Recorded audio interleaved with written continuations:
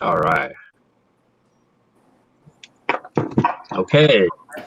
Hey, what's going on, everyone? Hey, it's Bottoms Up Live. It's episode 14, and we go talk about the future of work. So, excited to be on the show tonight, and we have Amy Kwok and also Jenifer. So, hi, everybody. Hey, Timothy Bear. Hi, Timothy Bear. looking good, Tim. He's got his branding. He's got the brand. You are gonna be the daddy with the teddy, and you know, people are gonna forget about what Daddy with the teddy. That's good. Daddy with the teddy. I think there's a new brand being birthed here. Yeah, it's the Timothy. It's the Timothy Bear. That's a good one. That's a good one. There you go. So I think before we start, let's have our Amy share a little about yourself. You know what you do, and I know you have your own show as well. So talk to us a little about that. Okay, I'll definitely plug my own show on your show. It's cool. Well, first of all, Bottoms Up. Yeah. So my plan is to drink that entire thing by the end of the show. So we'll see how Amy's doing at the end of that. But yeah, so I am, well, first of all, I am a territory account manager for Fortinet. So that's my day job. And I sell cybersecurity. And I've been in the IT tech sales world for about 3 years now. And I've been in sales in general for about 16 years. So I am also the co-founder, though, of Plugging My Own Show 5 on Friday, which is a peer-to-peer sales and marketing mentoring group. So we hook up every Friday on a Zoom and just help people run through like demo presentations and pitches and call scripts. And we just give them general advice and feedback and encouragement on that. And last week I was in the hot seat. So I was pitching my new company product after one solid week on the job. So that was fun. Yeah, that's me. Thanks for having me. Hey, we're glad to have you too. So Jenifer, for those who don't know, that's actually my wife. So why don't you share a little background about yourself as well? So. Well, I am Kevin's wife, and yeah, it's just nice to be here tonight. I help him I'm the business development manager for J29 Creative, which we own together. And it's just a pleasure. We work side by side remote right now. Sometimes that is amazing, and sometimes that is not amazing. And I think that's kind of what we're here to talk about tonight is, the future of what that looks like. And so, yeah, so that's a little bit about me. We have 2 small boys, 5 and 7. So just trying to balance, that business and that desire as an entrepreneur to grow with 2 small guys that constantly want to be played with and want attention is quite challenging. So I'm excited to hear what you guys have to say. So Awesome. Jenifer, being Kevin's wife is the day job, right? That is all day and all night because the man doesn't get a lot of sleep. He runs on not a lot of sleep. So Right. yeah, I'm up at night listening to business as well. she gets her own live show all night. Me talking. That's a good one. I get pre-production, post-production, and all the production that I don't want. I get it all. Well, it's awesome to have all of you. So we have a lot of personalities on the show. So I think let's start with the first question. So we're talking about the future of work and what that means for you and even the audience, right? Feel free to chime in if you have a question. We'll do a little something like this and we'll show off your question. So awesome. So pretty much the first question is, what does work look like for you nowadays? Ooh. Shall we start with Amy? Oh, work right now is, I would say it's a learning experience, right? So I started a brand new job in the middle of COVID-19 and everything that was going on there, and a sales job at that. So that was intense. You know, that was a scary transition for me, honestly, because I went from a job where I knew what I was selling and I knew what I was doing and I knew the team, I knew what to say, I knew the process. And I landed myself in a company in a much more high pressure role I went from selling 2 products to like, I don't know, there's 40 maybe. And they're like, it's kind of funny because it's like 40 everything, 40 gate, 40 net, 40 web. So I'm assuming they have 40 products. I don't exactly know yet. So say that here. What's that? Are you sure Yeah. it's safe to say that here? Like you Oh, absolutely. Yeah, absolutely. I think I'll still have a job tomorrow, maybe. But yeah, so I think for me, work is like, okay, now I really have to dig into a new job and get up and ramp up and get up and running really, really fast. The pressure's on, and coming out of, this, everything that's going on with COVID-19. I mean, even as strong as the company is that I'm working on, this last quarter, they did struggle, right? They didn't necessarily hit quota every time. And so I'm kind of coming into the sales team with a very high expectation of what I'm going to be able to achieve. And that's, there's a lot of pressure there. So I think for me, the whole work dynamic right now is very much like, I got to get in, I got to own it. And I can't make any excuses. I got to dig in and get to work. So that's a lot of pressure, but we'll see. We'll see if I cave or if in a year, I'm like back on the show, maybe with a promotion, maybe with a different job. Who knows? We'll see. Best of luck in the new role. Yes. Right. Martinis always help, I've heard. So exactly, especially in sales, just give them 3 or 10 of those and they'll buy anything from me. Yeah, bottoms up, right? That's great. This is live, right? I'm gonna get all kinds of trouble for this. It's happening. What about you, Jeremy? It's nighttime. I think amongst the 6 of us, probably Amy and myself are, corporate people working for a MNC, I presume, big company, that kind of thing. I think as with everything that's going around, the issue here now is that with the pandemic, you can't really go to work in an office. So, which begs the question, how practical is an office these days, right? Which is probably one of the things we're going to discuss. I think largely for me, other than the fact that the way we work is different, working from home mostly now, the other huge difference is because I'm in marketing, the immediate impact, not other than budgets being cut, right? Everyone's struggling, is that everything is going online. Specifically, promotions, advertising and promotions. If they haven't gone online yet, they will be. And more importantly, events. So it used to be that, I look forward to organizing physical events like conferences, meetings in hotels, you get buffet lunches and cakes on breaks and all that. It's all going to go online. So that's kind of like the major difference for me. I mean, other than the obvious things like, you work longer hours for some weird reason. Well, because I report into the US, the main teams in the US, so I do get to do night calls. But somehow now, despite not having to commute, the whole concept of what time you start at what time you end sort of blurs even more now. Weekends as well. Don't know why that is so. But maybe that's a different phenomenon elsewhere. I'm not sure. But personally, with a lot of my other colleagues, WFH doesn't really stand for working from home. It probably stands more for working freaking hard. I don't know why that so. Yeah.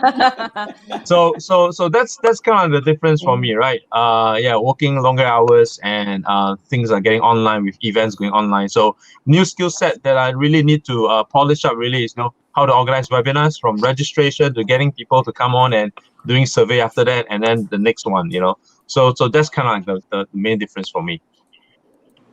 Awesome. We got a question from the audience. I actually can answer that because it's very pertinent to what I do. So You need to talk louder. Yeah, go can you ahead, guys hear Chen. me? Just yell. Yeah, own You it. guys Come can't hear on. me? There you go. Yeah. Yeah, we can hear you. My Just bad. louder. Yeah.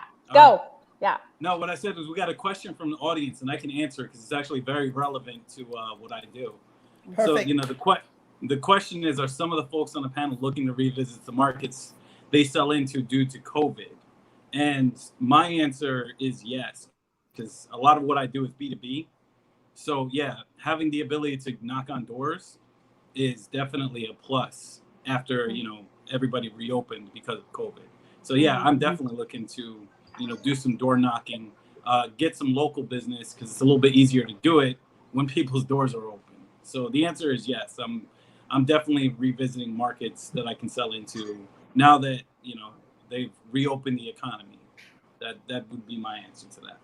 Yep, and I can chime in on that too, Francois. I think same with us here with digital marketing.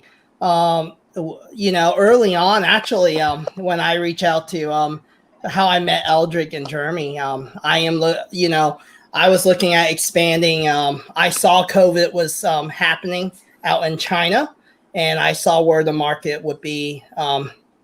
Unfortunately in the US, so I foresaw that back in February. And so I wanted to start expanding my voice out in Asia, being someone of Asian descent. So I started really building my influence and connections out there.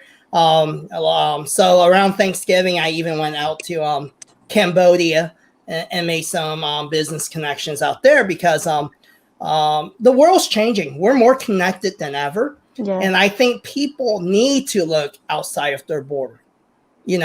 Stop looking at just your local market, but look at, we have Zoom today. We have live shows today. We have social media to connect with others. And we need to look at everyone as equal opportunities. And it expands your horizon and your market so much better because, hey, would you rather sell to a handful or, a bucket full, So the opportunities out there, you just have to go get it.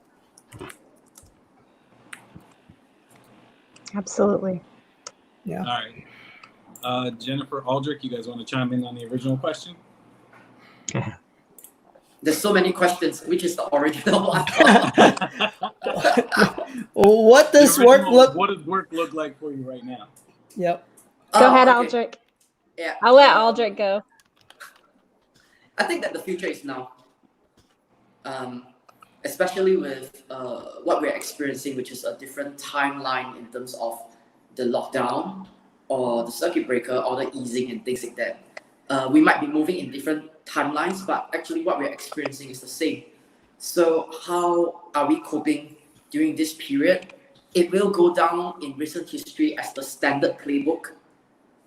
If and when something like a COVID-21 or whatever that comes, we know that the policymakers are going to have a heavy hand in terms of actually detecting the direction, right? So for most of us, business folks or as individuals, I think the important thing is to recognize that, hey, when something is closed, what's available? I would go on to say that for during this period, the ability to become a competent digital native has saved a lot of lives and businesses. I think that's the future. We are living it today. It will stay and become mainstream. This is what I think. So if we look at that, if we look at the trend and then what the policymakers are doing, and we look at how we are adapting and surviving, the future of work is one where technology and us would be very heavily integrated, while the physical world will undergo a lot of challenges. To the question that was curated, whether we are focusing on getting out again, or we are looking at localization, I think the question is about context. Why I say that? If, like myself, I'm operating in a free economy, Singapore. We are small. Our market is small. So the way in which we have to survive, like Hong Kong, which is a free port of sorts in Asia, is that we have to look up. The way in which we look upwards brings revenue, dollars, and imports into our country. In that sense, we don't have a choice. But when there's a physical lockdown, then how do we do that, right?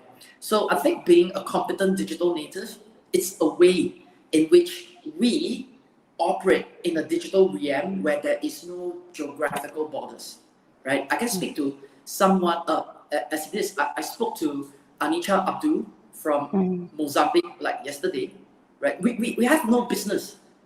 We have no business in the physical world, but we got together. So I think that's going to be the playbook for the future. And I think we should also look at how the economics, international economics is going. It's that trend is going to stay, right? Especially for smaller countries. I think there's a lot of self-awareness going on that, especially for us and for Hong Kong and for Taiwan, where we are dependent on other countries for food supplies. If our leaders are not worrying, I'm worried. And I think there's some business opportunities to be done there, right? So there's a lot of exciting things that's going on. Of course, work in itself is a paradigm on top of all these trends that we're looking at, right? So there's a lot of people that is calling for a demise or a huge deflation in real estate. I don't think so. The issue is not about the real estate. The issue is about space. We can no longer pack so many people close enough to work. We need distancing, right? And that comes from policy. But what that's going to mean is that developers, they're still going to get into real estate, but they are going to revamp the way they look at space. Meaning to say, you're going to have more safety distance, thinking about how you're going to interact with your colleagues, right? Those will stay. It won't go away, right? So that's what I think. So there's international economics, there's the commercial real estate and the way we are operating now, and accepting the fact that policymakers in times like this, they're totally going to dictate the way we are going to move. I think that's the future of work. That's me. And that's interesting that you brought that up, Aldric. I was just talking to a commercial real estate professional the other day, and he was mentioning, the commercial real estate world and even real estate period is designed on square footage, right? So everything's based on square footage and is maximizing square footage. But after COVID, everything's changing. It's no longer maximizing that square footage. So it kind of drives value different. So it is, and they have to relook at the way they think about commercial real estate or retail, like malls, right? So it's not about maximizing the total number of total number of people on a square foot area, but really is the utility of that space. Are we going to block it up? Are we going to block it up and not have anyone standing there? If we can't have anyone standing there, then what can we do? Like, what can we do? Are we utilizing customer experience through technology to fill up that space and things like that? It's going to be very exciting. It's not the way I see in the mainstream media calling for a huge deflationary bubble.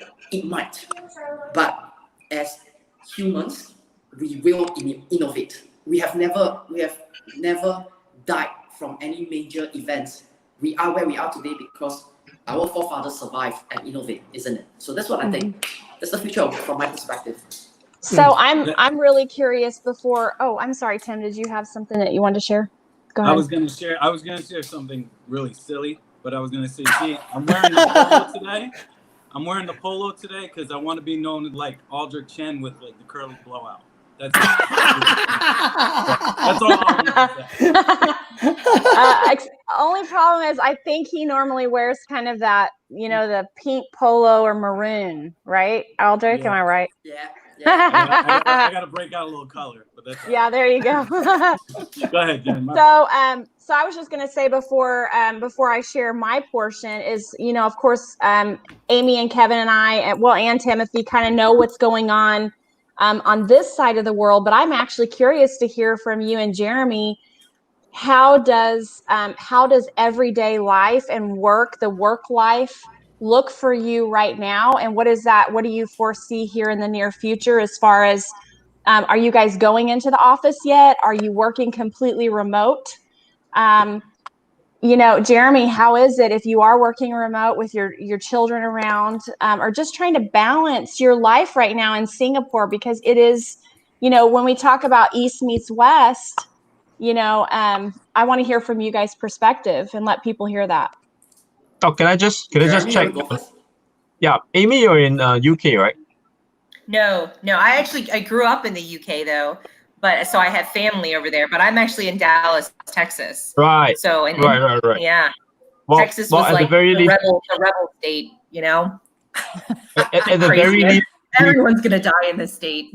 but I was gonna say, at the very least, we have representation like from 3 sections of the world, right?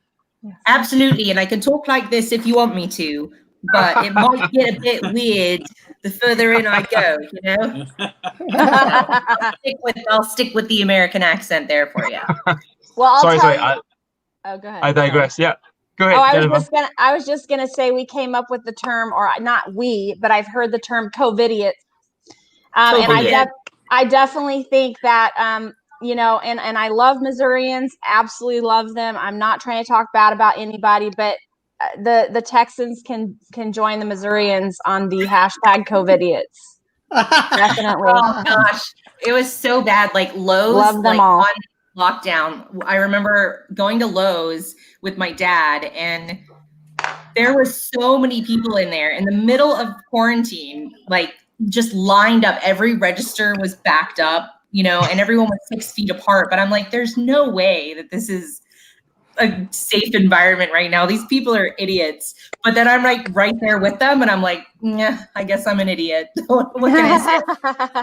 But yeah, Houston is seeing like massive spikes, and so is well, they just opened up everything so fast, and Austin as well. And Dallas is doing okay.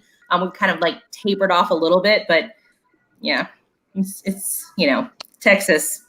This virus won't kill us, apparently. Sorry, back to the original question. How are things over here in Singapore? Maybe we take a look at the rest of the East first, right? Because in my course of work, I do look into the shopping traffic, human traffic information trends throughout across APAC. So actually, I think you guys know that for some of the countries in APAC, they were not on lockdown. For example, Hong Kong is a poster child. So was South Korea. I believe Australia is coming out of lockdown, and Singapore specifically, we are coming into what we call phase 2 of our circuit breaker, aka lockdown, tomorrow, which essentially means that tomorrow retailers will be open finally. So I don't know, maybe it's a promise here, I don't know, forcing myself out there to go and take some video to see what the situation is like. But to answer your question, for me personally, we're still advised to stay at home and work to the end of this month. But between that, we are supposed to actually, the company has sort of like a survey or categorization of labor, whether you are group 1, group 2, or group 3.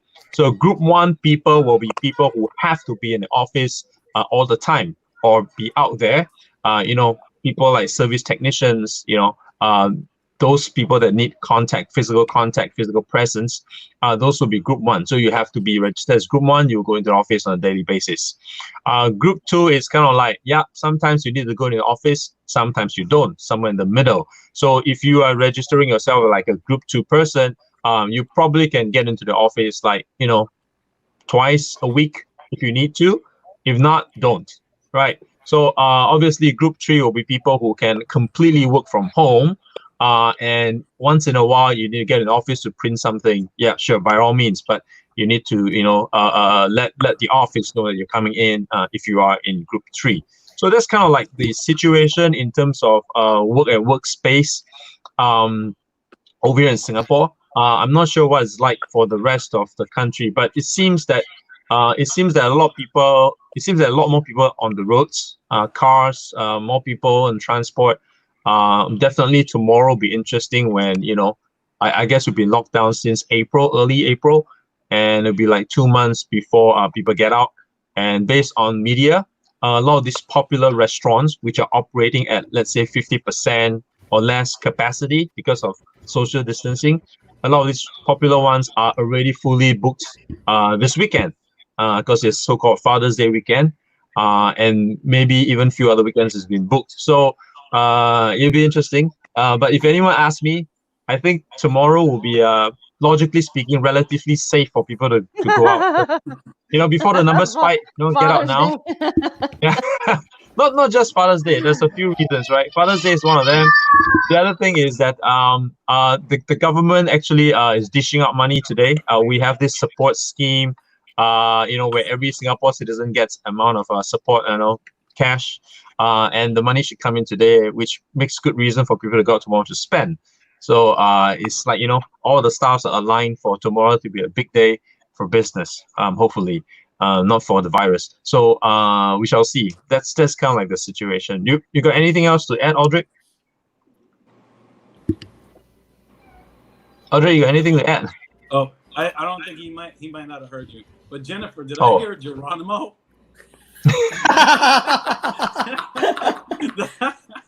I threatened my kids. I was like, listen, I am on a live podcast right now. If you come in this room pitching a fit, we're gonna have problems because the last one that I was on, it wasn't live, but it was still recorded, and like my 6-year-old comes in literally screaming, pitching a fit, and I'm like, and I just went like this, and then like a few seconds later, I was back. And this is absolutely perfect because we're talking about the future of work, right? So it's kind of the reality too, right? So the next question we're hopping into is working remotely versus the office, right? So I'm going to give you guys my take a little on the first question first, since I have an answer. So what does work look like for me nowadays? So used to, I have an office full of staff members where I drive 40 minutes downtown to Kansas City, where I have my staff there right next to me. So now we've decided to go 100% remote. So just to, there's too much uncertainty, and I didn't feel comfortable to continue my lease for my commercial space, because who knows what happens tomorrow if there's a second or third spike. So I thought this is a wise decision for me as an entrepreneur. And nowadays, there's just so much tools, right?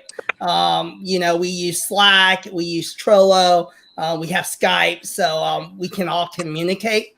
And we also, we have an office out in the Philippines as well. So we're kind of used to the whole idea of remote working, right? So we're kind of designed for it. But it has been a challenge because regards to, like, as a business owner, you really don't know how you gauge productivity. Just like Jeremy said, hey, he's actually working more hours, right? But from the entrepreneur's perspective or the business owner, I don't know that, right?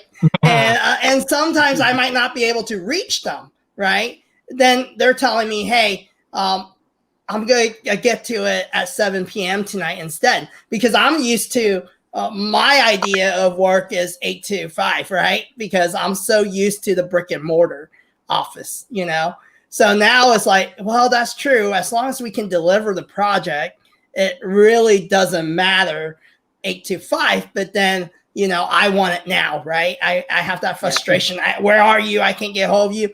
And then now you have to have a better understanding of people who are parents, right? Just like what just happened with my kids, right? And you have to be more, you have to have a lot of grace And you have to understand that, hey, some of these people are moms. So they're also homeschooling, being a wife, cooking meals during the day. And so it's something that you have to adjust as a manager or a business owner and be a little more forgiving, because they might have to run and cook lunch or go buy groceries, you know, but when they were at the office, they had daycare, you know, someone watching their children.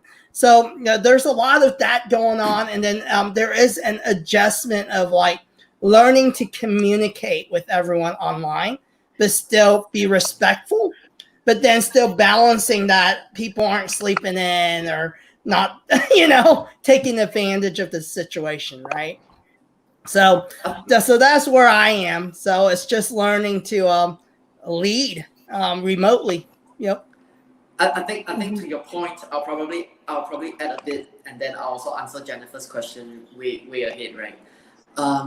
I think as individuals, we will not have any issues adapting with the environment or the hand that we are being dealt with today. The issue is with the managers. It's not the individuals. Now think about it. Before these 3 months or 4 months, right? It is we in a corporate environment is predicated upon this saying that work has to be seen to be done. And I don't think it's an East or West thing. I think it's a prevalent thing, right? Yep. When I get into office, I can see people, okay, they're doing something. It's an assumption. I don't think that's true. So what's going to happen like now into the near future is that in the past, if I see a sales professional or if I see a business development professional or a marketing professional in office, I'll be very worried. Like, why are you in office? Yeah. You're out. I don't want to see you. Get off. Go sell something. Go meet someone. Go talk to someone, right? Go penetrate an account. And the rest of the folks will be like, you're here. Okay, good. You're getting some things done. But today, as communications and technologies decentralize the office, and now we can operate from home in virtual spaces, it is the operational folks that is going to have a lot of pressure, because then work has to be seen to be done no longer works. No one can see you anymore. And the flip side of that is that middle level managers, they might be under undue stress. Is that, hey, I don't know what my guys are doing. Do I email them more? Do I Skype them more? Do I, like Trello? What are they doing, right? So I think that is one thing that a lot of people in the middle management that has to adapt. And the funny thing about that is that I think the sales professionals, the marketing professionals, and the business development professionals, I think they are crushing it, right? Because the life is same for them. It's like, I'm never in the office to begin with. All I have to do is to tell you this month I have a contract value of $500,000. Now, take it, and done. And you won't ask if you're on LinkedIn or Facebook or whatsoever. You won't. It's like, oh, okay, she delivered, he delivered. So I think that would be the adjustment that's required at the middle management level. I really think so. So that's one thing. And to Jenifer's question on how things have been at home, whatever that I used to do in office, I flip it. In office, there's this open door policy. I think at home is silly. We need a closed door policy. And it's not just one door. It's multiple doors. Preach it, Aldric. Yeah, the room that I'm in, I closed 2 doors. Because I would tell my parents, I'll tell my partner, hey, I'm doing a live stream. Did you just say butler? Sorry? Partner. You say Partner. Butler? No. I'm my own butler, right? Oh, damn, I want one of those. Got a butler. Bruce Wayne over there. Oh man, I Batman that night. I think working from home, we have to reverse that common knowledge thing. So closed door policy usually works for me. I think even for me, right?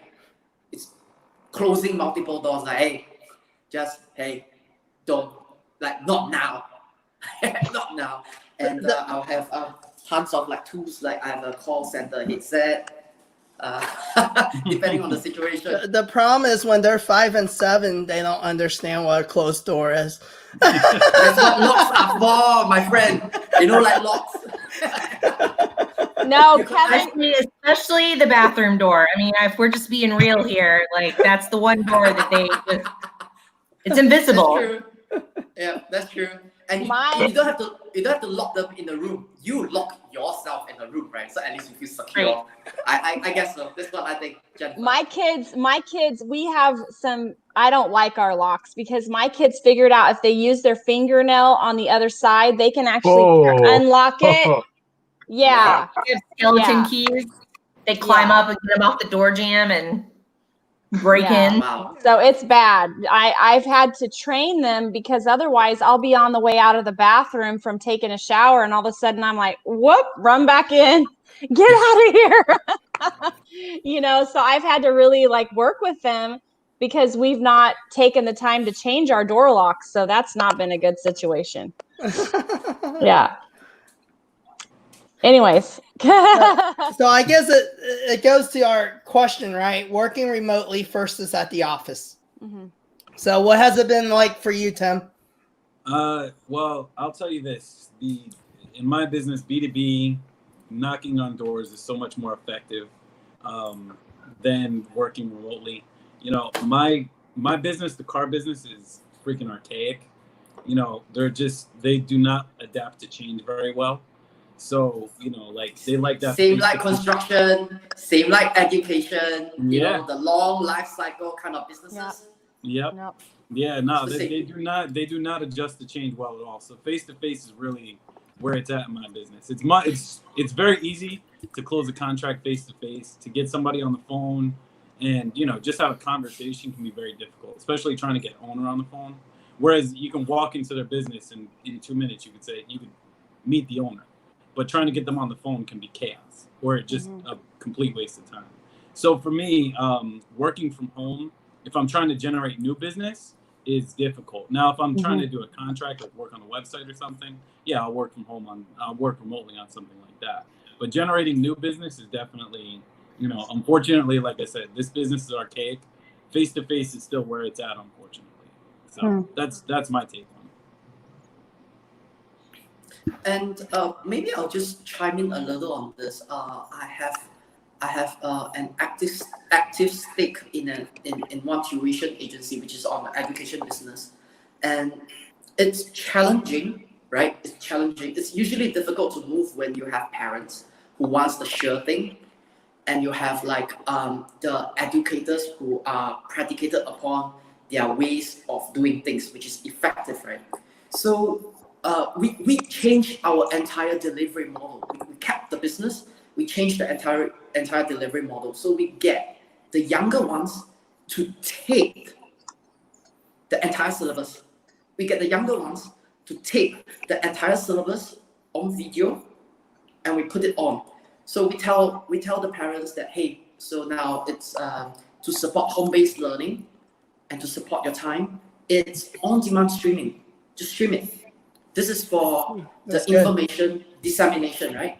And once we're done with that, we take all our existing resources, educators, we have them refocus and reframe their time onto tutorials like this.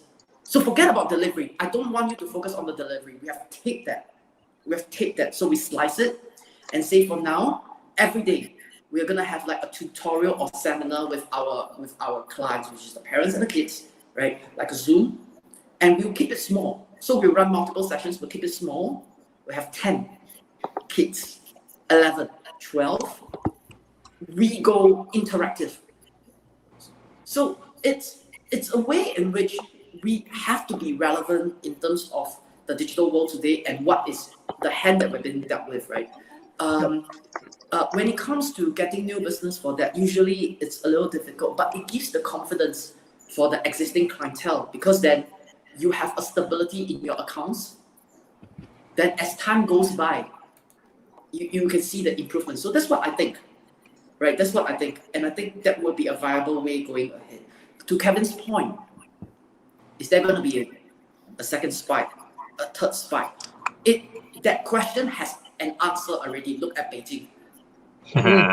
that question has an answer already, right? So I won't bet too much on what's happening in terms of the vaccination or what policymakers are thinking, but I'm thinking how to have longevity in the businesses that I'm in and how we can be relevant in 2020.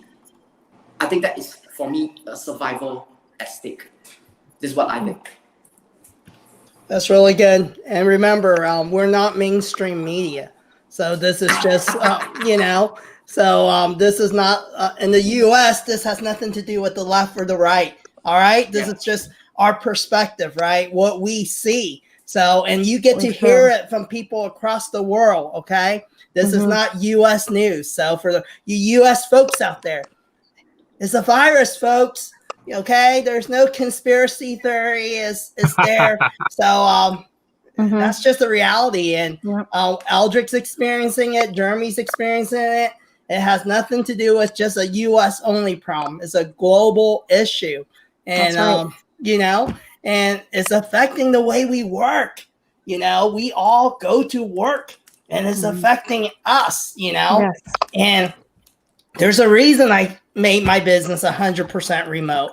There's a reason why Amy's home, and so these are facts. So, and we're just sharing our experiences and utilizing our wisdom and just seeing, and I challenge everyone out there. Don't just watch your own news in the US. Go look at news in other countries. Yes. Because other countries can care less about our, they care about our politics some, but we have to look at other people's news and be respectful and start just use your brains and wisdom and just open up your perspective. And I just challenge everyone, right, that are on here. It's good to have a global perspective. And, so what does it look like? You've been home working for a long time since we started the show, right? No, actually before, because we started the show sometime in March, right? Late March, if I didn't forget. So March. And and the lockdown came in early April. So yes, been working from home. It's weird because sometimes it feels fast, sometimes it feels long. Don't know how to put my finger on it. But I think the difference, I think it depends, right? Like Aldric mentioned, those guys who have been used to this, will be okay. Those who are not so used to it will have to adjust. So for me, I have been working. I do have a team, although the team is much smaller now. A team of 2-3 people to manage. Some are just like dotted line. Some are direct. So I have a team member in China. I have someone in Singapore, and I have someone who is in contact, not really reporting to me, but in terms of work, someone in Australia, someone in India. So nothing pretty much has changed, because whether I'm in the office or I'm at home, I still have to communicate with them how I used to in the past, right? So not much has changed. But I do want to address what Aldric and Kevin said, right? How is it different? I think it depends. For managers, it depends on a very important thing called trust. Do you trust your people, right? Because now you don't see them. Do you trust them? So I've heard horror stories. Employers in Singapore, right, that they require their staff to be on camera on demand, just to check on you, or they have to report at certain times, like 10 o'clock, 1 p.m. and 4:30. Go on camera and show your boss that you're at home. Or I don't know, there's so many ways, like they just hop on and communicate with you, spot check, that kind of thing. So I've heard that kind of horror stories, but it just goes to show that people who have not accepted this new way of working, whether you trust your people or not, it doesn't matter whether you're in office or you are working from home. If you don't trust them, nothing's going to work. And something else that is going to be very different now that they work from home, other than the fact that you can't see the work being delivered or you're not sure what they're doing all the time, is assessment time. How are you going to assess your staff if they are not around or you don't see them? Yeah. Right. Exactly. And if you don't trust them in the first place, the assessment's not going to work very well. And how's your boss going to assess you? You know, depending on what the number of emails you send, depending on how many times you get on a call. This is by the number of calls. I don't know, right? But these are challenges that we'll face very shortly. And just to talk a little bit about calls, right? You know, you can do video calls. To some people, it's no different from what used to be conf calls, right? Just voice, because Asians being Asians, they don't like to get on the camera, right? They just prefer to be on voice, or who knows, right? Whether it's now or in the past, people will be doing things in the background while they're on calls, right? Especially if they're not engaged. And that brings to the point of how do you engage people now that this is the new normal? This is the necessary normal. You have to get on calls. You have to get on videos. Do you get on video? If you don't get on video, is it respectful, right? So for me, at least I try to set an example. If I'm on calls, I try to be on video, especially if I'm presenting, I try to be on video. Especially if the other person who is presenting is on video, I try to be on video as well, right? Just to show that respect. But I can't say that's the same for everyone, but I try to, in a way, lead by example. And there's one more thing, right? I was just sharing with people. You see me do this often, my hands in front. It's really just to show that I'm paying attention, because I don't have another hand on the mobile phone, right? So things like that are slight differences. Now that we're working from home, but I think if we're talking about the future of work, these are things we need to really consider. And this will be like the norm until we get a vaccine, but who knows when that is going to be, right? I read I think there was an article on New York Post saying that mankind ever record time that had a working vaccine that's commercially available, fastest ever, 4 years. We are barely 1 year into this. So if this is going to be true, let's say we have smarter guys now, right? We are all working around the clock to fight this pandemic. You have the time. Let's do 2 years. That is still 2 years, which means you're still going to be in this state for another year plus. So if you're not going to trust your guys, I don't know, man. Good luck. Really. Yeah. Wow. That's really good. Yeah.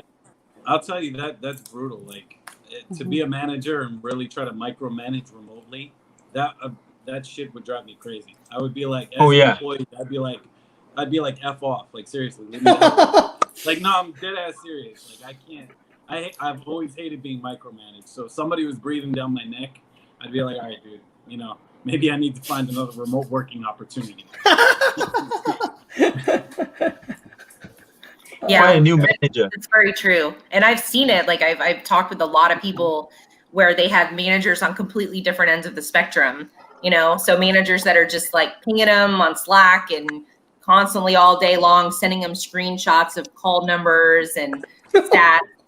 And then other managers who they don't even hear from. And so you feel like you've not got any support there. And you're like, is there a drone somewhere that I can't see? Like, did they hide a webcam? Because you just freaked out that there's so little structure and so little oversight. And I think it comes down to like the type of person you are too, because some people need that structure, you know, in a position. They need that kind of routine. They need the oversight to kind of keep them honest. And then other people do really well in an environment where, you know, they know they have to put the work in if they're going to get the results, and they're willing to do that each and every day.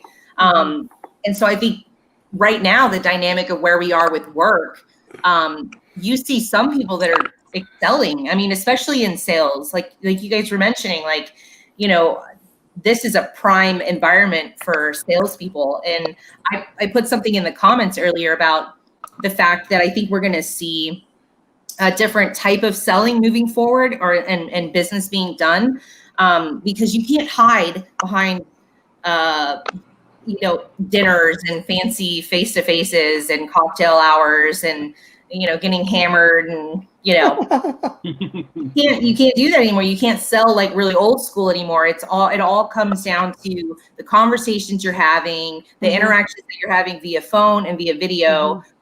And I know that one of the things that I found with work, especially, is that I had much more deeper, almost like, I mean, sometimes I felt like maybe I was crossing the line, being a little too direct, or I was asking questions that I don't know that I would be comfortable asking in my office, but I was like, whatever. I mean, what's the worst that can happen? They told me no. So I pushed a little harder. They kick you off your Zoom. Right. And I've had conversations with people since COVID-19 hit and everyone transitioned to remote, where I kept telling people this, like, pick up the phones and call, because even if people are in their house, here's the thing, they don't have a coworker sitting right next to them. Their manager isn't sitting behind them listening to what they're saying. And guess what that person's going to do? They're going to talk. If they're in a bored mood or they haven't gotten a phone call all day that hasn't been from their manager, they'll light you up with facts and intel, and they'll tell you all everything you want to know. And those are amazing conversations, because you're just like walking away with like, wow, I know the entire internal structure of this entire organization, exactly who I need to sell to, what their pains are, how to get this deal done. And that's just because they were sitting there bored at the house, feeling a little disconnected. And I don't know, you just get them talking. And they probably wouldn't do that if they were sitting at their desk in an office. They wouldn't get into all of that. They'd be much more buttoned up. So I like it. And I think during the pandemic too, I think people are just more genuine and authentic. That's why I noticed too, as the country in the US we're opening up, now we're back to a little of the norm where it's a little harder to get a hold of people. But during the lockdown, like, people were excited for a sales call. Like, even if you call them a sales call, there's people that are like new to the whole online Zoom thing, and they're like, oh my, oh, you want a meeting? Yes, that's great. And like, it was almost hard to get them off the phone. And I'm like, okay, I already sold it to you. I'm done talking. And they're like telling me, oh, my husband does this. And I was like, okay, great. This is way too much info. You might. Oh my goodness. And it's so true. I think people were just hungry for relationships, right? Because I think as humans, we strive for that. We need it, So, yeah. And it's going to revolutionize work, I think.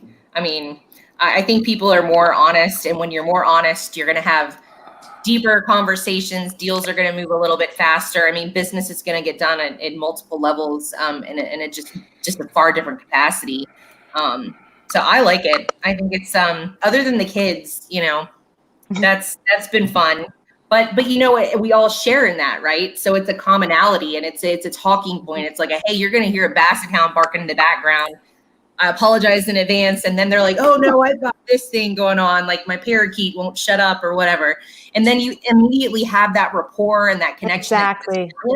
And we didn't have that in office. It was like, hey, how's the weather there in the place that Googling it? Like, oh, it's sunny and 75 there. That's awesome. And then they're just like, okay. And that's something I can really identify with, is building rapport. For me, for some reason, I feel like I did okay when I'm at the office. It's okay to connect with people. I'm not shy. I'm an extrovert. But when I get on Zoom from my home, where I have, the drinks, whatever I want, I have it, I can make myself comfortable. I feel I can really confidently, more confidently be myself. And I feel, and they're stuck at home and they might be embarrassed by their background noise. And so I feel like it really pulls down the walls more quickly. It's more easy to build rapport with these people. And when you make that connection, it's easy to sell, or it's easy to, just build a relationship where you guys can collaborate, and or you just made a genuine connection that you can support on LinkedIn. So it has been, for me, it's been such an eye-opening experience. I've met so many wonderful people who are stuck at home. Actually, if I may chime in a bit, I picked up something which Amy said that sort of resonated with me. She mentioned you can't hide behind lunches. You can't hide behind that suit, or you can't hide behind whatever that is, right? because those don't exist anymore. And more importantly, you can no longer fly, or rather, it's going to be very hard to travel, to meet people, to close the deal. I think that's a very, very key thing. If anything at all, this whole Zoom video thing levels the playing field, other than making us more human. Suddenly, there's an entire dimension to that face, that person, that name card. That person Yep. has a home, that person has a family, and you see that person in that home or that family, right? Yep. And it really makes us more human. I feel, and if anything at all, I get to see my colleagues in the US and the UK more often than in the past. Because in the past, you will always just be voice conf calls at night, and unless I get to the US for the sales kickoff meeting, I will never see them. But now I Yeah. see them once a week. I see people I probably would never have met if it was not for this situation. So that's like the plus side, right? But the flip side is really also, you can't get that you don't get that physical face-to-face engagement. So there's always good and bad. So it depends on how you see it. And while you guys are talking about this, I want to chime in. It also changes business politics, right? Culture, the cliques, right? So, nothing against, there's some great chambers out there. There's some great business groups up there, BNI, whatever, right? I've been to all of them as a business owner, right? But there are things that's very cliquish in the business world, right? Especially Amy, you're familiar. You're in the sales realm. I've been in the sales realm, probably Tim too. And I don't know about Asia, but in the US, there are like elite sales clubs and all this stuff where you pay membership fees. Mm-hmm. But nowadays, there's what's called LinkedIn. There's social media platforms. We can create our own groups, and I think it's going to be very challenging for those groups out there. And I'm seeing it day in and day out. As a business owner in Kansas City, I don't have to play with my community because I know you're ripping me off and taking my fees. So why do I, and I'm going to just be blunt out here. And all you Kansas City folks, hello, great. But to be honest, why do people have to pay to play in the business world? It should be based on the value you bring, the quality of service, and your work. I don't want to pay for my awards. Yeah. Okay? Yeah. I shouldn't have to pay for my awards. I should earn my awards. Okay? It's like telling my 7-year-old son, hey, you're going to join this elite basketball team because mom and dad paid. No, I want him to be good at what he does. Then he earns it. It doesn't make any sense, okay? I don't want to be Forbes top 30 because I pay $6,000 on one-time fee so you can write some articles about me. Let's be real, And this is the reality, and I'm just telling the truth right here. And I think it's beautiful. Nowadays I think people are more transparent.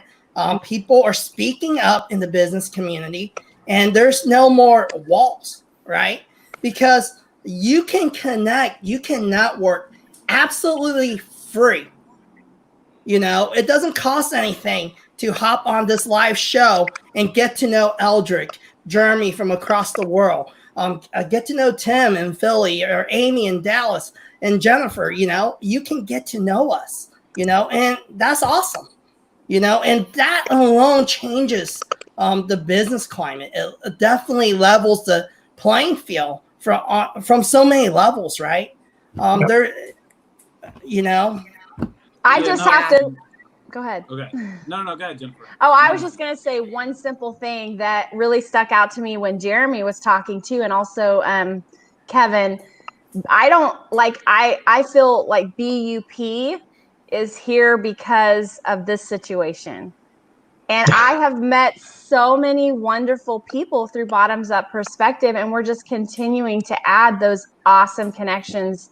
And, we wouldn't have gotten to know Timothy, Jeremey, Aldric, or Amy. And so I'm not thankful for the situation, but I'm thankful for the things that were born out of it. So I just wanted to say that. Go ahead, Tim. No, yeah, I agree with you, Jenifer. You're 100% right, because Zoom was not my vocabulary a few months ago. It really wasn't. So definitely that did, I had to adapt, and it's a good change. That being said, to Kevin's previous, I think realistically in this moment, you're seeing the strong are going to survive. You're going to see massive, massive changes. You're going to see a ripple effect in at least 3 to 4 months. And the people who really are good, to Kevin's point, that level the playing field, they're going to be doing pretty well. And the others, they're going to have to adapt and come up with new jobs and things like that. Because, the unemployment numbers are so high and so many people are out of work. And a lot of those jobs may not be replaced. You know what I mean? There's not going to be that many entrepreneurs that are going to replace and, have new businesses and things like that. So I just think this, in 2008, the strong survived, and I think you're back to those rules again. That's my take on what we're going through right now. That's good. What about you, Aldric? So many things that are changing now, right? And I think we are at this fork road where everything is coming all at once. Whatever that we experience as part of the pandemic has triggered a lot of the effects and the aftermath of that. And that is the one that we are directly hit.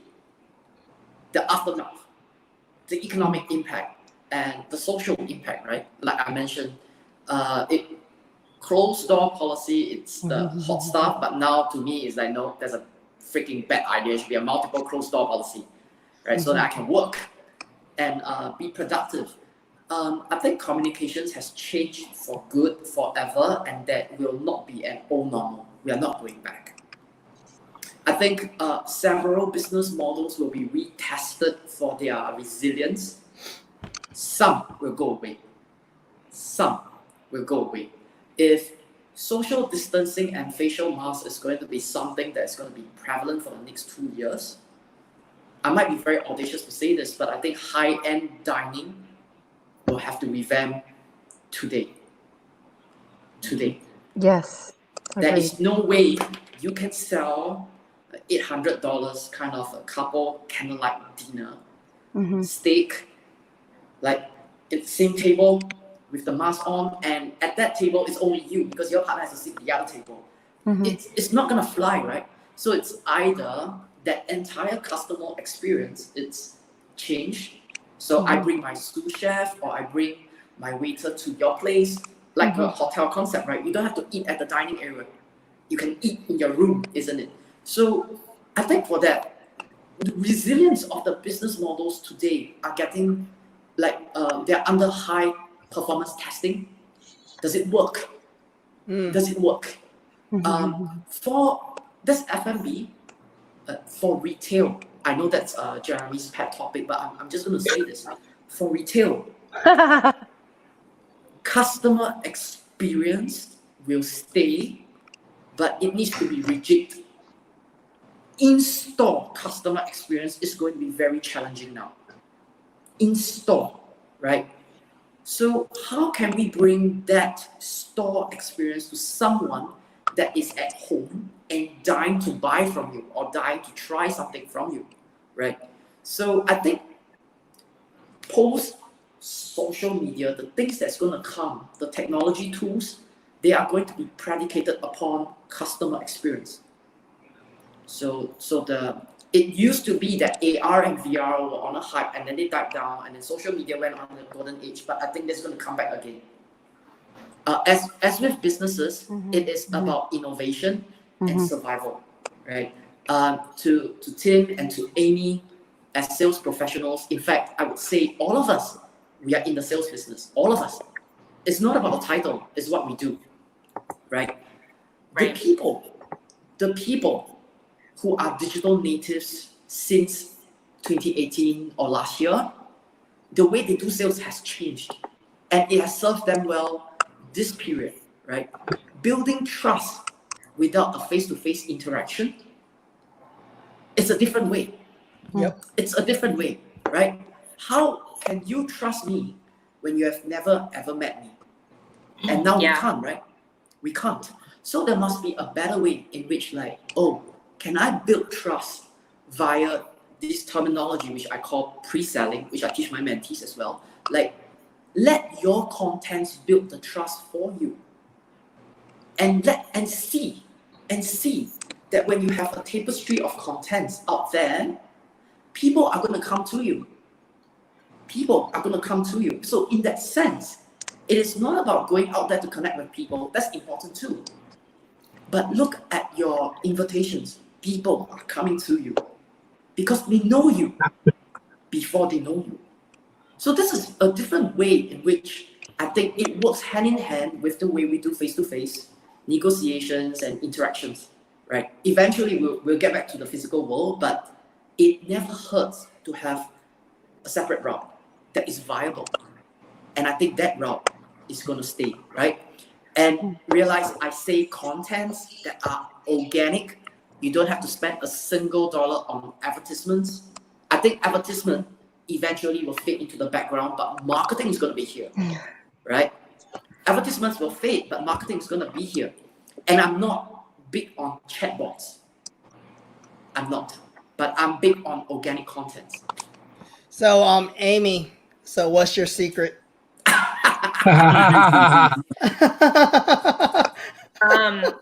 Well, honestly, it's that I just don't like try too hard. Like I don't try to be anything but who I am. And because people can sense when you're ingenuine and when you're trying too hard, when you're trying to sell them something. And not to say that there's anything wrong with selling stuff, because let's just be real here. The world would stop turning if products weren't being bought and sold. I mean, this goes back to the beginning of time, back when we still had a barter system, right? So I think the whole concept of business and sales and work even is seriously skewed in people's heads. And no offense, Tim, but we go back to the whole used car salesman mentality and, you know, how we used to do sales like back in the day, and how I'm assuming he still does sales. But today, like in this world, I'm it's a more revolutionary. Slow down. Right. It's more like if you're upfront and honest, I think, with people about, you know, what your intention is, what work you're actually doing, what you hope to get out of it, if it makes sense for their business, for that particular person or that customer, I think you're going to get more honest conversations, and the barriers come down a lot faster. And so for me, like you mentioned, Aldric, building kind of a social presence or around selling, and how you would bring like a physical location and make it basically just put it on Zoom or on social media, or how you kind of revamp that. And I think you just have to be really honest about, okay, what's the intention behind it? Eventually there's going to be an ask, right? We're going to be selling a product of some type or service or something like that's going on. So as long as you're honest with that, I think people are fine, and they will either tune in and say, okay, like I want to hear more about this, or not. But I also think, like, don't try so damn hard. You know, people, when they think of like working in business and sales and that whole dynamic, like they really overthink it.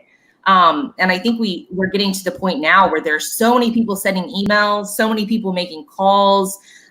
There's just a lot of interaction out there, a lot of noise. I think the people that are more genuine and that are more like, okay, let's have a real conversation here. Let's talk about what's going on. And ultimately, I want to try to sell you something, or I want to try to do business with you.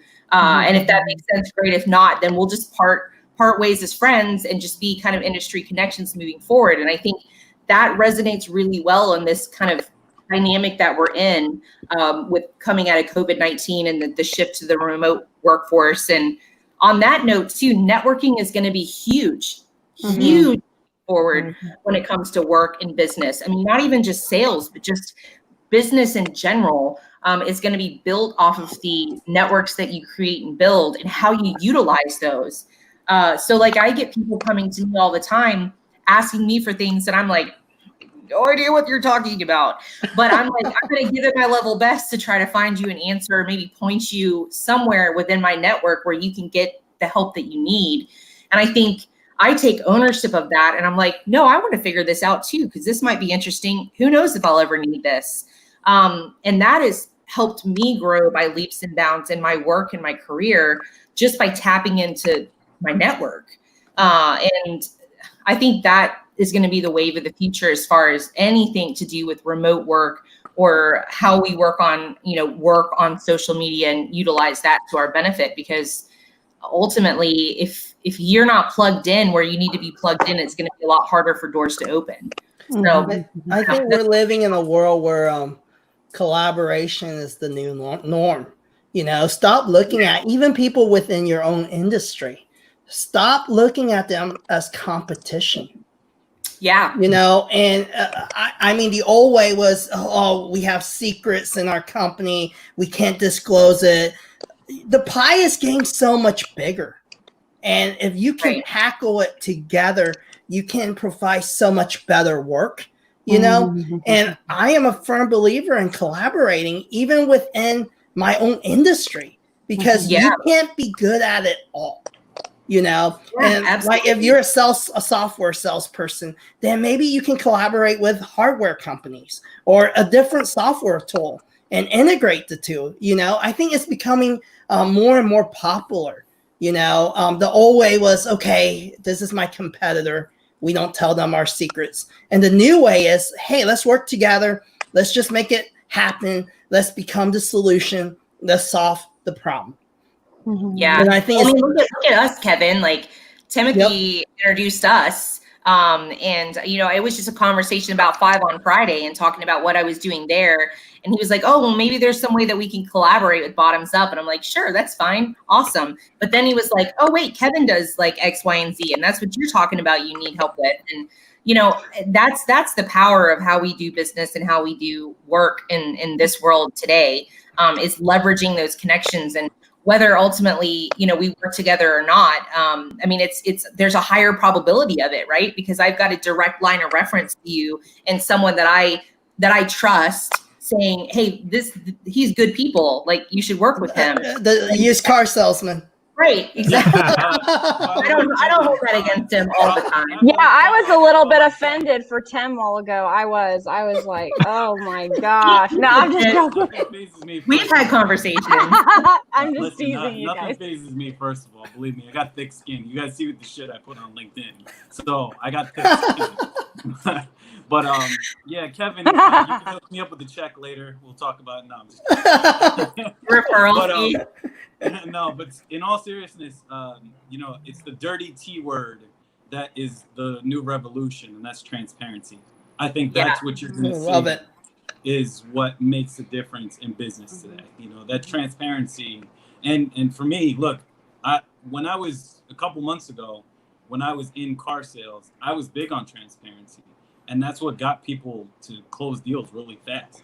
We were kind of like, we would be brutally honest with people, especially somebody who came in with like credit trouble. They'd come in, they're like, hey, I want a $30,000 Mercedes. I'm like, yeah, you're not getting that. So let's start the conversation this way right here, right now. That's not happening. And then we're like, oh, cool. Thanks for letting me know. And then we sell them a car, not the $30,000 Mercedes, but we were honest with them. And we're like, look, like, it's not our call. It's up to the lender. And a lender is telling you, you can't buy a $30,000 Mercedes. You make $3,000 a month. How are you going to afford it?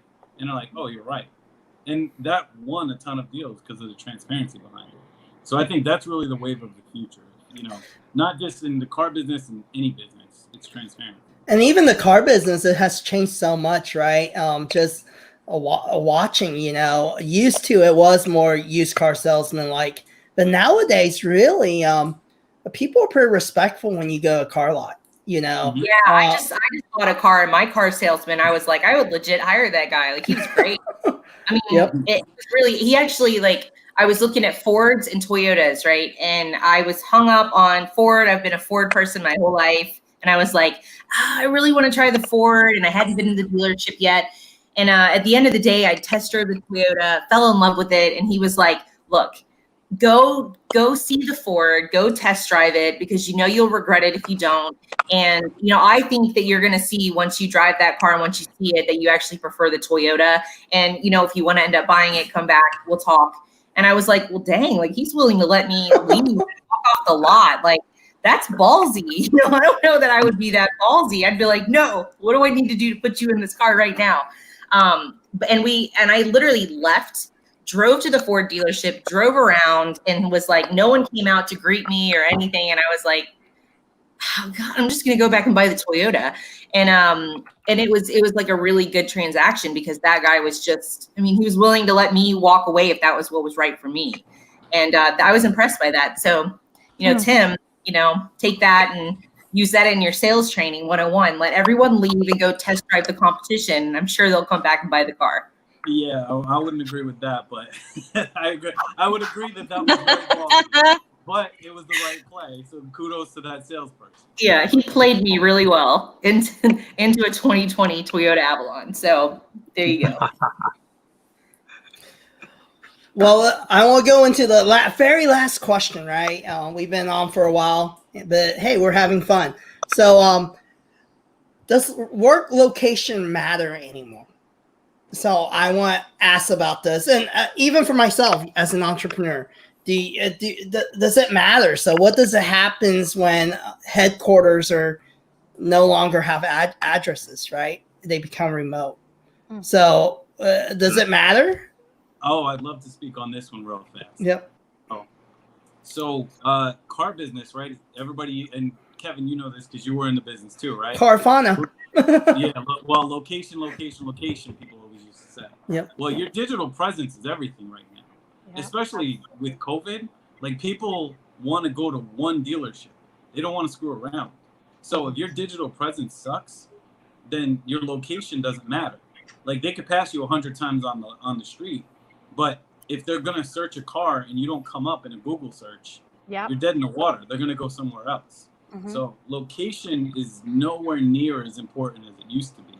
It's all about your digital presence, and it's really about being on not just having a good website and having SEO and SEM, but also, can they find you on Facebook? Can they find you on LinkedIn? Can they find you on Instagram? Because they search and shop all different ways. So I think location is becoming a very, very small part of business. Everybody has a damn smartphone, and they're going to search something on their smartphone before they go somewhere. So I think location is really, it's dropped off. I think especially, you can't go to a mall right now. So, what good is having a storefront? You can't even go to the mall right now. That's so funny, Timothy, because I was actually just talking to Kevin about that this morning. He likes to make everything, like voice activated in our house where he can just say, "Hey, Google." Hey, Google, and everything. When I say I don't leave my office, there's some truth in it. He says, "Hey Google, lock the front door," and it locks. And he says, "Hey Google, who's number one in Kansas City for digital?" And it says, usually J29. And we work really hard at that because, for example, as a consumer, when I go, I don't just get in my car and drive around trying to look for something. I get on the internet. I Google specifically what I want. And you know what? The top 4 or 5 options that come up for what I want are probably going to be what I go with because they're available. They've taken the time, they've spent the money, they've put themselves out there, they're running ads. And I don't want to waste my time going through a list of 100. I want the first 4 or 5 that's closest to me. And it's that whole easy, user-friendly, give it to me in 5 minutes. I just want to pay for something, get it done, get out of here. And I was like, that's really relevant what you're saying because that's the conversation I had.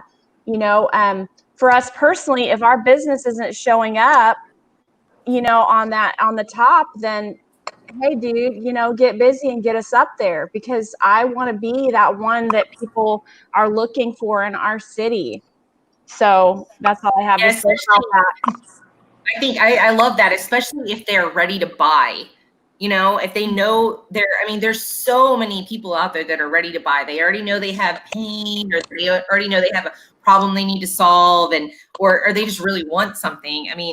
That's huge because at that point, the time, like once they've made that decision, the time it takes to get to the actual purchase of the product and the quicker they can get their research done and kind of, I look at how many, let's take restaurants, for example. I'm going to look at their score, how many stars do they have? I'm going to read the worst reviews, 1 or 2 of those. And I'm going to read the top reviews. And I form my opinion really, really quickly when it comes to like anything to do with like anything that I can find online. I think that the way that we work and the way that we do sales is different when it comes to companies that are and people that are complacent, you know, and they're not really looking to make a change, or maybe they don't feel like there's even alternatives out there for them that they could afford, or whatever the case may be. That's a little bit more education and how social media can help, you know, build value and sell them on like, hey, are you experiencing X, Y, and Z? And if you are, like, let's talk about this over here. But if you're, I mean, a lot of people, they get to a point where they're like, I need this. I need to buy this product, or I need this service. And at that point, it needs to be super, super efficient for them to locate and find what they need. So I agree on the location thing. And I mean, oh, go ahead. no, I was just going to say, I mean, Dallas, Texas is like going crazy with tech, and there's a lot of stuff located here, but it still doesn't matter, you know, because we can sell anywhere in the country or in the world for that matter, if you're smart. Like, for example, I can actually give a to-date example of this.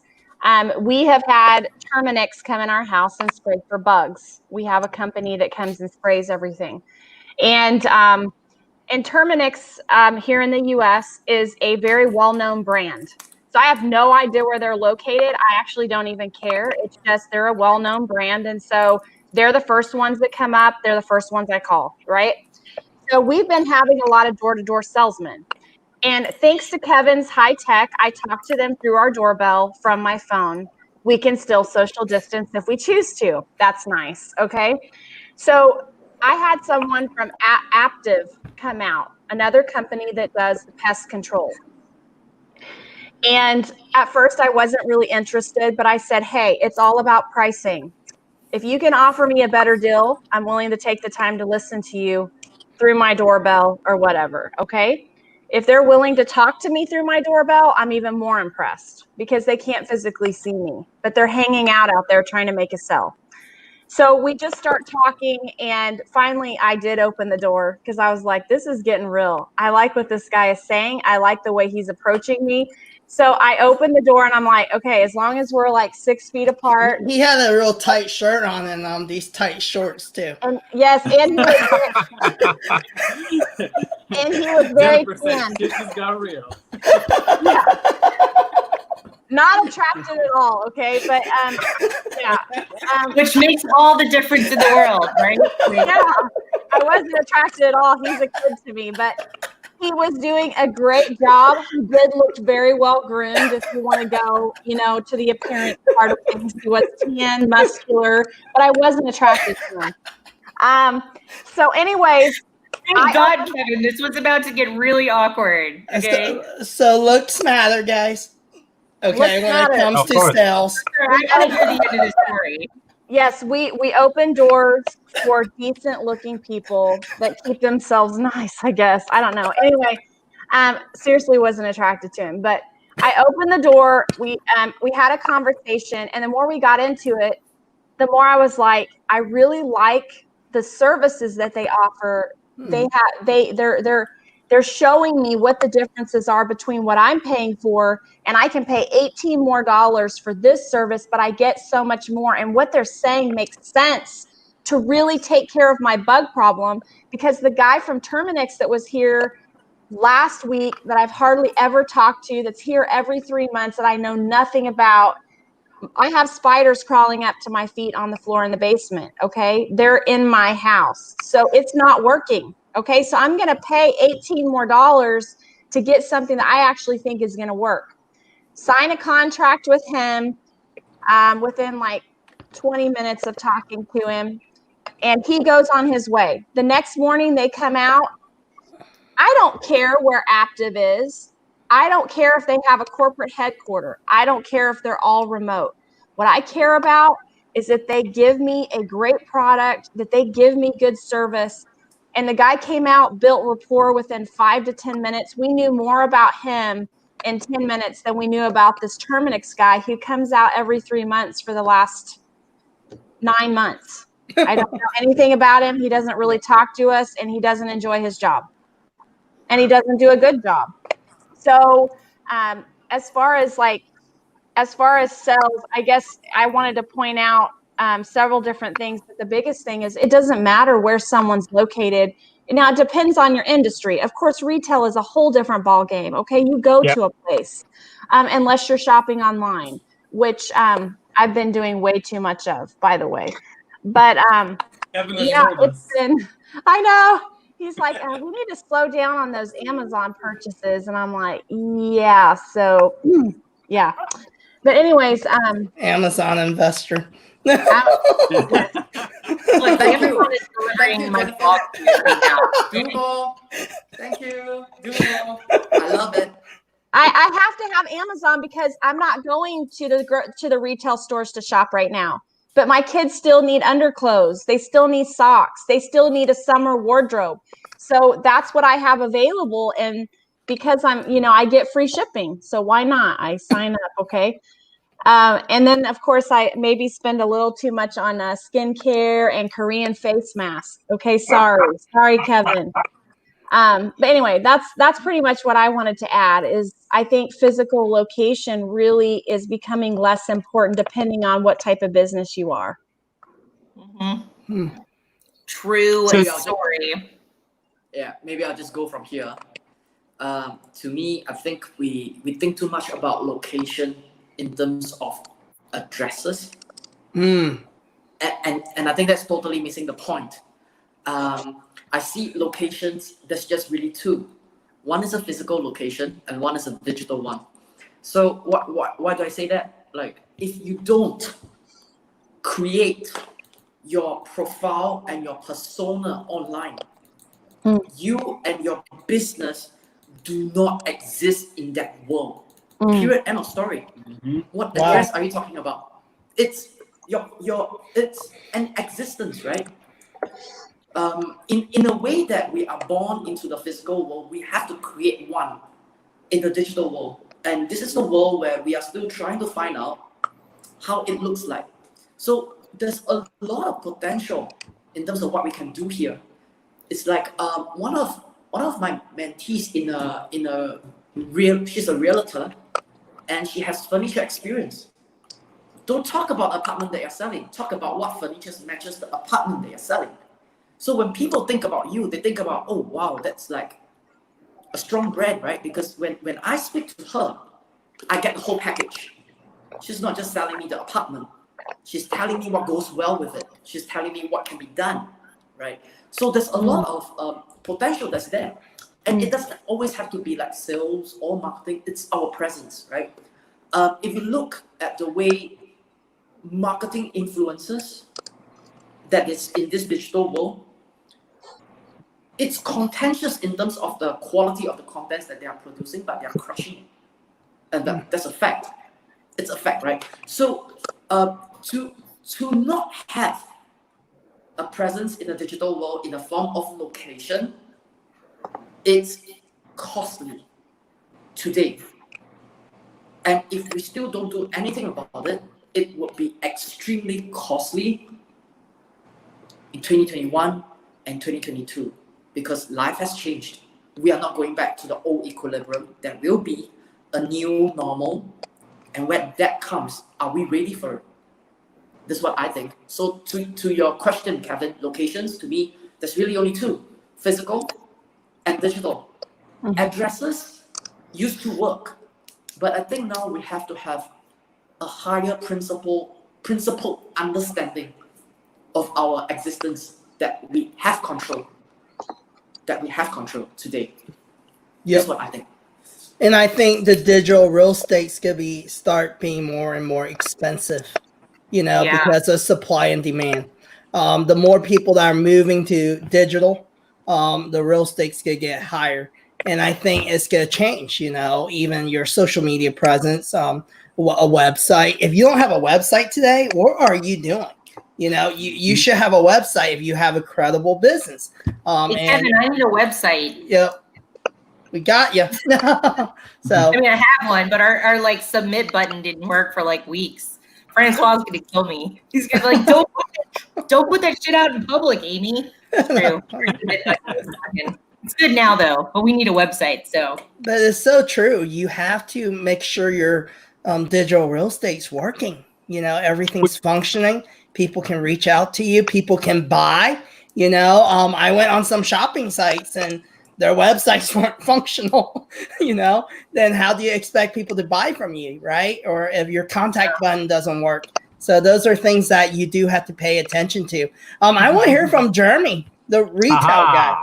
So the new retail guy. I should call myself the new normal retail guy. I can go on because there's just so many things that you guys mentioned, like Jenifer mentioned and Aldric mentioned, that's very relevant for retail. Well, to Jenifer's point, I don't think I have to feel bad about buying skincare because you're doing that for Kevin, right? That's right. So anyway, there are a few things, right? If you talk about addresses, I think you don't have to think about one or the other. I mean, I just keep it real concise. They both have to exist, even more so for retail. I do not know why, but for a very long time, retail is still stuck in the location mentality.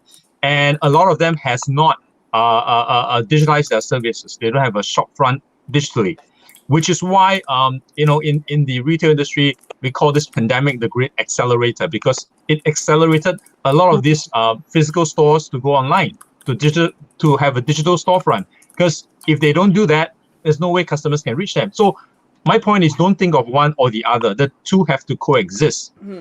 Because, like I said before, if this pandemic and lockdown has taught us anything, it is that retail therapy is important. You don't agree? Yes. Yeah. Like, everyone wants to go into the shop. So 250%. Exactly. Yeah. So you still need a physical store. But what it boils down to is that they both have to coexist. And you have to think about how the two of them are going to be different in terms of the function that they serve. In short, I would like to say that physical stores offer that experience. It builds that brand, because that's where it is.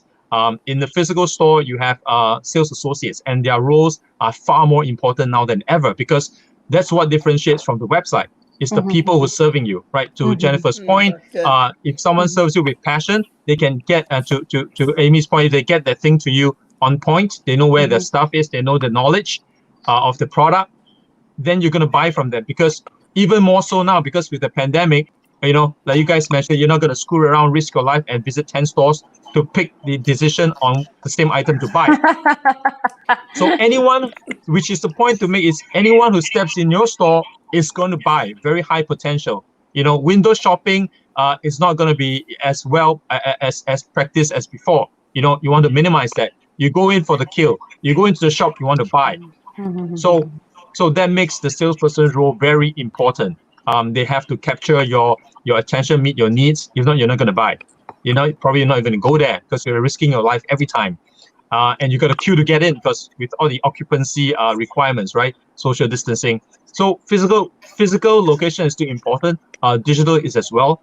For retail to work, you need to have both. But maybe for digital, it's more of a transactional kind of function, right? You can put your purchase in there, free delivery and all that.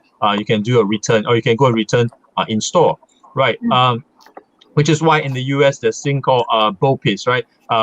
Buy online, pick up in store, BOPIS. I know that's hugely popular now, with people like Amazon and all that. Sorry, no, not Amazon, Walmart, right? And whoever else, everyone's offering that. Well, in this part of the world, in Asia, still hasn't gone to that degree yet, because we are still very dense in terms of density. A lot of shops are available everywhere. You can just walk down and buy. So there's also the difference in how the city is built out, and culturally, we like our stuff fresh and all that. So a lot of things comes into play. So, but in short, I just want to conclude one last thing. The thing about voice assistant, right? We all know that retail has been disrupted with e-commerce. To some futurists, they've mentioned voice assistance is the next thing. Why? Because it all boils down to convenience, right? The reason why we switched from physical retail to e-commerce, because it's of the convenience, not the pandemic. It's convenient. You don't have to do a single thing. And just imagine that now with voice assistant, you don't even have to type on the keyboard to search. You don't have to. You just My kids love that. My kids are all about like listening to all this Five Nights at Freddy music on my Google Hub Nest, and I'm like, what are they listening to? It's creepy. But yeah, it's all voice assist. Like they just say it out loud. And the problem is though, if anyone has a speech impediment, they're screwed, because I've learned that firsthand with like Siri doesn't understand anything we say. Okay. Yeah, there's some ads on that, But anyway, the point really is it appeals because humans are lazy, we want convenience. So it's the same thing as physical store versus digital store. If you're in the vicinity near to a mall and you know that a store there that has something you could buy straight away, you just walk there and get it, right? It's all about convenience. So it's not about location, physical, digital, or otherwise. It's all about convenience, which is kind of the problem every retailer wants to solve. Get it to you fastest, hopefully at the cheapest price or at the price you're willing to pay. So to me, in conclusion, locations matter, whether it's digital or not, and they exist for different reasons. They perform different functions. So that's my quick roundup. And that's why McDonald's has stand the test of time, right? Yeah, Over exactly. all the generations and all the years. That's one business that always survives, Yeah, I'm not so sure. I'm not so sure about Starbucks though, because now they're just trying to do this pick up and go away thing. But Starbucks has always been selling the third space, so it's a bit conflicting for them now. Well, it's been interesting you brought up Starbucks, because I noticed even in our city, they're closing a lot of their physical locations. So they've really downsized. They had like 6 or 7, and now they're down to like 2 or 3. And I'm seeing Starbucks close, because I went to get Starbucks and I was like, oh, this one's closed. And then I went to another one and it was closed. So I was like, huh. So I found that interesting. But you brought up another point too, Jeremy, when we're talking about retail, right?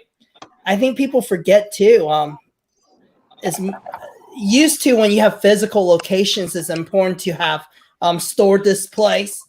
But now it's more important than ever to have your images and your pictures. Look at these successful brands on Amazon. The ones that have product placement that's correct with the good images are the ones that are selling. And I think people go start paying attention to the aesthetics of their online presence more and more. I agree. Because I think that does set a personal brand apart, is the aesthetics. What else is going to separate it, besides personalities? Yep. It's going to get interesting for physical stores as well, because with this whole pandemic thing, you go into a apparel store, but you can't test it. You can't go to the fitting room, right? You go to this Hermes bag or Chanel or whatever you got, you can't touch it. You can't feel it because you're not supposed to, right? You're going to transmit diseases, or returns have to be quarantined for 24 hours before they're put back on the shelf. So in a way, physical stores, it's going to be very challenging because they sort of lost their niche, their differentiator versus online stores. And yeah, it's going to be very interesting. It's very interesting times now. That's good. Good stuff. Aldric's in deep thought there. I'm just thinking that I removed my earpiece because I have to charge my phone. I'm just thinking my that phone died too. Stores that are predicated on products, on offering off shelves, that has to change, because people are now getting very worried that there's some form of a barrier for whatever that we can't see, right? And if we catch that, then the cost of actually getting to the store is going to be huge. And I'm not willing to pay the price if it's like 14-day quarantine or whatnot, right? But I think stores that have their ideas and their brands predicated upon a customer experience, now that changes the game, right? First, you don't put out or utilize space to put products. You can keep that as part of Amazon or an Alibaba strategy. You don't need that in the stores anymore, right? Only if you're interested and you make a purchase, that thing you don't have to carry home. We will send it to you. But when you're in the store, you can focus on our experience, right? So I think one of the brands that I saw when I was in New York many years ago was it Nike? Oh, Chicago. Sorry, I was in Chicago. Nike. There's a flagship store there. Yep. Very little products on the shelves. It's all about the sporting experience, the Nike way. Like, hey, young folks, experience a dunk. Experience a dunk, right? Or like, like this is the how you can run around the basketball court. They don't have shoes there. You place the order, right? And then it gets delivered to you. So I think when it comes to retail, there's still a lot of room to run. Yep. And there has to be a way in which that is predicated against experience and not so much about, hey, I have 100 lines of products here. It looks like this, the packaging is this, and it's safe and whatsoever. I think that that will also change the way some of the pharmaceuticals or pharmacies. Seriously, do you need to put the medicines on the shelf? Like, I don't know. You can tell me this brand, or this brand, right? And I'm like, just give me the paracetamol that works. And why do you want to waste that space? Have more space for a holistic treatment and diagnosis, right? Whatever that's required, let the Amazon model work for you. So to Kevin's point on collaboration and cooperation, I think we can do that. It's possible, but that is if we open our minds, right? So there's the cooperation, there's the transparency that Timothy mentioned. I think there's one point that to me is a big one, and that's decentralized media. Decentralized media. First and foremost, we're sick of mainstream media. I'm sick of it. I'm not an American, I declare. I'm not an American. I'm a true blue born Singaporean based in Singapore. I see the kind of news that's in the UK and the US. I'm like, man, I'm tired. I'm not even. Yeah, there's a lot of people like that. I think there's a lot of closeted YouTubers. So the decentralized media in itself will present a bundle and a host of opportunities. That's why it is important to be transparent and it's important to be ourselves online. The persona works. When you read my content, it's Aldric, right? I literally got killed by one of my contents I put out yesterday on the cabbage thing. I'm still getting messages on like, oh wow, you're on a lower priority than the cabbage and this, and I'm just like, oh, okay, I better do something about it today. If not, people are just going to remember me as the someone or a lower priority on the cabbage, right? So like Timothy is like a daddy with the teddy. So I think decentralized media is going to be the huge thing. Decentralized media is going to be the huge thing. And we don't have to play the social game in social media. We should learn to play the media game in social media, right? That's where we put our value out there. That's how we get ourselves out there. And let's not overcomplicate things. It's our persona that matters. Because if people can relate to us as me, as Timothy, as Kevin, as Jenifer, as Jeremy, or as myself, then that conversation is going to be a lot more genuine. That's good. You don't literally have to break the ice, right? And you probably don't have to do too much on your self-introduction, and what you do is there. Like it's there, right? So that's what I think. Decentralized media. It's a huge Great, man. That's awesome. Yeah, and for all those of you who's been on the show this whole time, don't you feel like you guys know us a lot better after an hour and a half of us talking? So I feel like we should go to the bar after this, right? I know, that's how it feels. There's a happy hour somewhere. Virtually. Right. Happy hour virtual. But I think, hey, I think, there's going to be virtual entertainment, that's going to start happening, like I'm already seeing DJ. Right, Kevin. That's right. Our bottoms up DJ. perspective. I think that's quite entertaining and educational and all of the ease. So we just need to figure out how we can. I can't hear you. No. We just need to figure out how to do a show like this and partner with a bar where they can deliver the drinks to you. Right. It's already happening in China. Oh, It's already really? happening in China. Yeah. I'm totally down they for play that. music. They play music over Zoom, and you can party. You know, it's already there. Virtual clubbing. Virtual clubbing. Sign It's me already up. there. Is Already it here. is it in real time? All right, Yeah, in China, it yes. sounds like we have our first bottoms up / 5 on Friday collaboration. Dude, we're opening a Right. club, guys.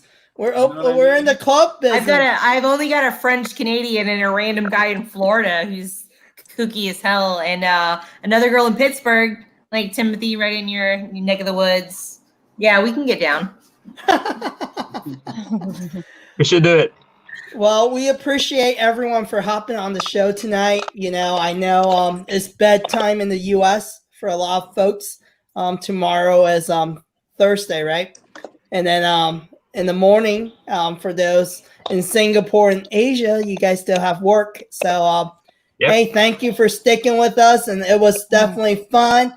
Amy, thank you for hopping on the show to Thank check you, out Amy. yours as well. Jenifer. And thank you, everyone. Appreciate it. Thank you, See you Kevin. next week. Thank you, guys. Good night, Thank you, everybody. Jennifer. Thanks, Amy. Later. See you Bye, guys. guys. Good night, Bye. VP. Bye.